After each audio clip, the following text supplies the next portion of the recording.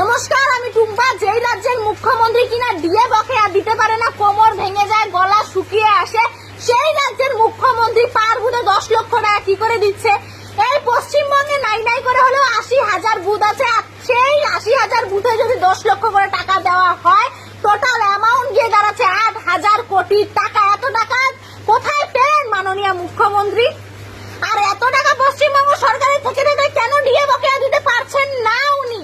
আর যেই সমস্ত অফিস রয়েছে পশ্চিমবঙ্গে, আর যে সমস্ত কর্মচারীরা রয়েছে যাদের অ্যাকচুয়াল কাজ হচ্ছে জনগণের সমস্যার সমাধান করা, সেই সমস্ত অফিস আজকাল সেই সমস্ত কর্মচারীদেরকেও তুলে দিলেই হয়ে যায়, তাদের তো ছাঁটাই করে দিলেই হয়ে যায়। কোনো মানে হয় না তো ফালতু ফালতু টাকা নষ্ট করার। কারণ পশ্চিমবঙ্গ সরকার তো টাকা নেই, উনি ডিএ দিতে পারে না, বকেয়া দিতে পারে না।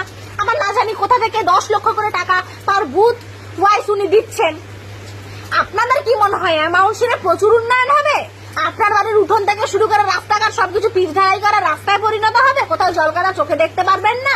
কাজ কলার উন্নয়ন হবে। মমতা বন্দ্যোপাধ্যায় জানে ঠিক কতটা দিলে পরে পশ্চিমবঙ্গের জনগণের বিবেক বুদ্ধিকে কিনে নেওয়া যায়, ঠিক ততটুকুই দিবে। ওই 500,000 টাকা আপনাদের মুখে হরিণ লুটের বাতাসার মতন ছুঁড়ে মেরে দিয়ে, আর তার থেকেও খুব বেশি হলে 1 বস্তা চাল আর একটা করে ত্রিপল আপনার ঘাড়ে উঠিয়ে দিয়ে আপনাকে বাড়িতে পাঠিয়ে দেওয়া হবে। আর বাদ বাকি টাকাটা চলে যাবে বুথ খরচ হিসেবে তার দলের নেতাদের হাতে।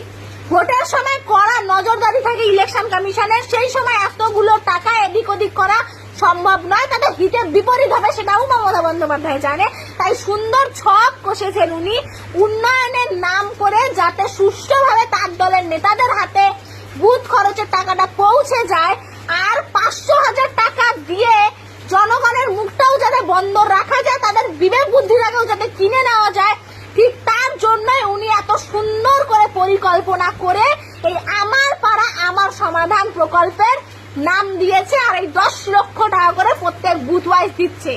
এবারে যদি আপনারা ওই 500 টাকার 1000 টাকায় নিজেদের বিবেক বুদ্ধি বিক্রি করে দিয়ে থাকেন, তাহলে মনে রাখবেন ওই মনোজিৎ মিশ্রর মতন মানুষ এবারে কলেজ ক্যাম্পাস থেকে বেরিয়ে এসে আপনাদের পাড়ায় পাড়ায়, আমাদের পাড়ায় পাড়ায় ঘুরবে।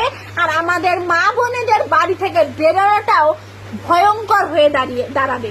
সুতরাং খুব সাবধান, ওই 500,000 টাকায় একদম গলবেন না।